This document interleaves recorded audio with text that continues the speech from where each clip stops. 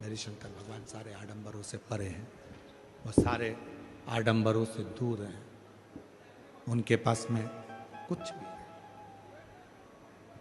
मस्तक पर गंगा है, हाथे में डमरू है, त्रिशूल है और तन पर भस्म रमी हुई है। पूरी भस्म अपने तन पर धारण करे, तन पर भस्म धारण करे। भस्म से क्या मतलब है? आप सिद्धेश्वर शिव महापुराण की कथा सुनने के लिए बैठे हो।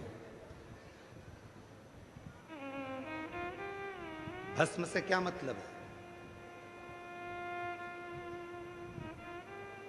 जो हम अलोनी गोबरी की भस्म बनाते हैं, आप लोग जानते हो ना अलोनी गोबरी मतलब गाय ने गोबर करा और गोबर करने के बाद उसको हमने हाथ से ऐसे ऐसे थपथपाया नहीं। गाय ने जो गोबर करा वो सूख गया और उसकी गोबरी तैयार हो गई। उस गोबरी को हमने सुखाया, सुखाकर उसको जलाया, जलाकर भस्म तैयार कर कर कपड़े से 4 बत्ता कपड़ा कर कर फिर उसको छाना, छान कर जो भस्म तैयार हुई वो भस्म शिव को समर्पित करें।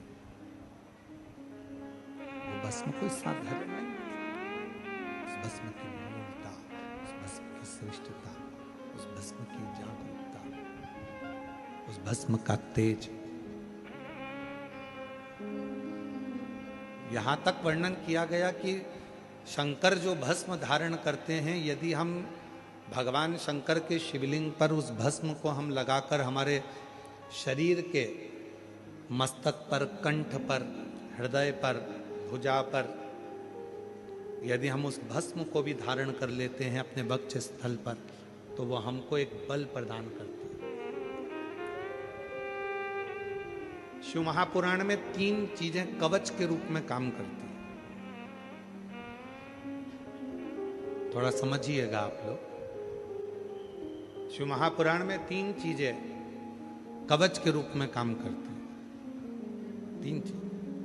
पहले नंबर पर है शिव पुराण में भस्म, कवच का काम करती है। दूसरे नंबर पर है रुद्राक्ष, कवच का काम करती है।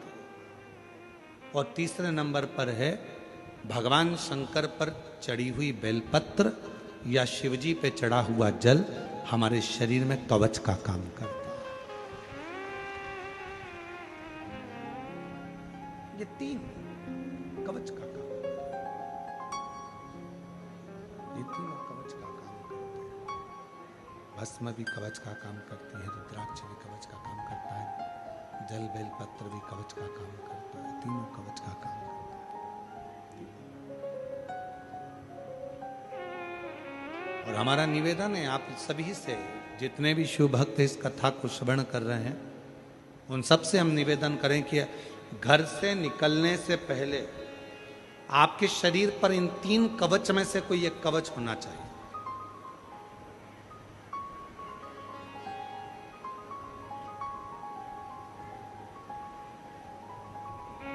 घर से निकलने से पहले अपने शरीर पर ये 3 कवच में से एक कवच धारण होना चाहिए।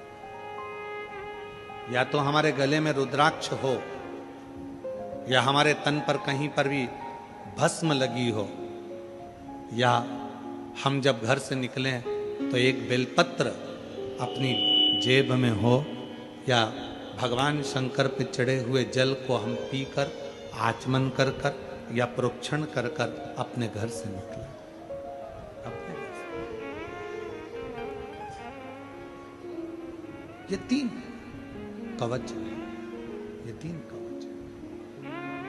और हमारा विश्वास कहता है, आप जितने भी कथा के मंडप में बैठे हुए हो, इतना तो भरोसा है कि आप जितने भी बैठे हो, आपके पास में इन 3 कवच में से एक कवच सबके पास है, और वो रुद्राक्ष रूपी कवच आपके पास है।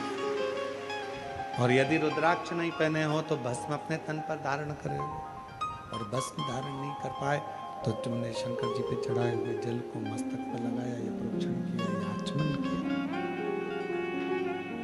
3 कवच जो तुमने धारण करे।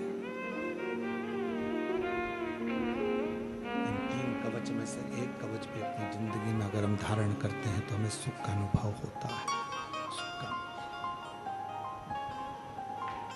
ये वो कवच है।